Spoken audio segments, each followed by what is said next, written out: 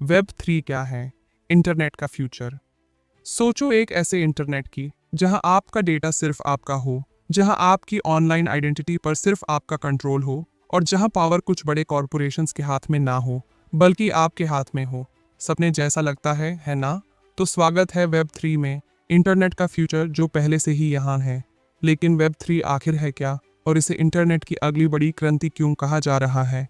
चलिए इसे समझते हैं। वेब 3 को समझने के लिए चलिए इंटरनेट के हिस्ट्री में एक छोटी सी यात्रा करते हैं। वेब 190 का रीड ओनली इंटरनेट था, स्टैटिक वेबसाइट्स जहां आप सिर्फ इंफॉर्मेशन पढ़ सकते थे।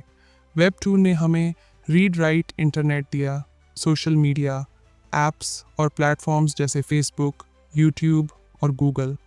लेकिन यहाँ कैच ये है, वेब 2 में बड़ी कंपनीज आपके डेटा, आपकी प्राइवेसी और यहाँ तक कि आपके ऑनलाइन एक्सपीरियंस को कंट्रोल करती हैं।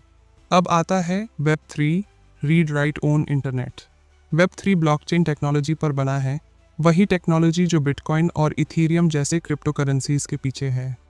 ये एक डिसेंट्रलाइज्ड इंटरनेट है जहां पावर यूजर्स के बीच बनती है, न कि कुछ कंपनीज के हाथों में सेंट्रलाइज्ड होती है। तो वेब 3 को इतना खास क्या बनाता है? यहाँ हैं इसकी मेन फीचर्स। डिसेंट्रलाइजेशन। इंटरनेट पर किसी एक का कंट्रोल नहीं है।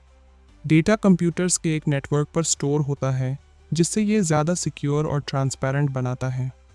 ओनरशिप।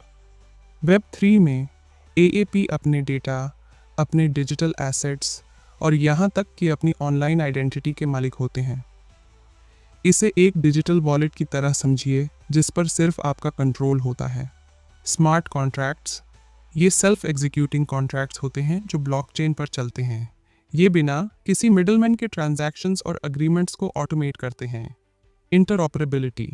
वेब 3 अलग अलग प्लेटफॉर्म्स और ऐप्स को सीमलेसली काम करने देता है, जिससे इंटरनेट ज़्यादा कनेक्टेड बनाता है।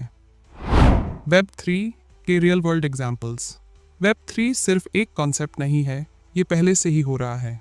यहाँ हैं कुछ real world examples: NFTs, non fungible tokens, digital art, music और यहाँ तक कि ट्वीट्स को NFTs के रूप में बेचा जा रहा है, जिससे क्रिएटर्स को अपने काम पर असली ओनरशिप मिलता है। DAOs, decentralised autonomous organisations. ये कम्युनिटी रन ऑर्गेनाइजेशंस होते हैं जहाँ डिसीजंस कलेक्टिवली लिए जाते हैं बिना किसी सेंट्रल अथॉरिटी के। Decentralised apps, DApps।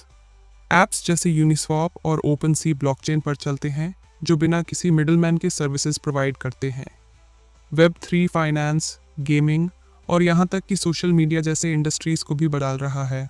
सोचिए गेम्स खेलते हुए असली पैसे कमाना या बिना किसी प्लेटफॉर्म के कट के अपने कंटेंट के लिए डायरेक्ट पैसे पाना। ये है वेब 3 की पावर। चैलेंजेस और क्रिटिसिज्म्स। अभी वेब 3 परफेक्ट नहीं है, ये अभी अपने अर्ली स्टेजेस में है और इसमें कुछ चैलेंजेस हैं। कम्प्लेक्सिटी। ब्लॉकचेन टेक्नोलॉजी को समझना एवरेज यूजर्स के लिए मुश्किल हो सकता है। Scalability. Current blockchain network slow और एक्सपेंसिव हो सकते हैं। रेगुलेशन। गवर्नमेंट्स अभी भी वेब 3 को रेगुलेट करने का तरीका ढूंढ रही हैं, जो इसके ग्रोथ को अफेक्ट कर सकता है। लेकिन इन चैलेंजेस के बावजूद वेब 3 में इंटरनेट के साथ हमारे इंटरेक्शन को रीडिफाइन करने की पोटेंशियल है। तो वेब 3 को लेकर आपको क्यों एक्साइटेड होना चाहिए? क्योंकि ये फ्रीडम, ओनरशिप और एम्पावरमेंट के बारे में है। ये बड़ी कंपनी से कंट्रोल वापस लेने और एक ओपन, फेयर और इंक्लूसिव इंटरनेट बनाने के बारे में है। चाहे आप एक क्रिएटर हो, गेमर हो या सिर्फ एक इंटरनेट यूजर, वेब 3 में सबके लिए कुछ ना कुछ है। इंटरनेट ने अपनी शुरुआत से लेकर अब तक एक लंबा सफर तय किया है और वेब 3 इसकी अगली बड़ी छलांग है।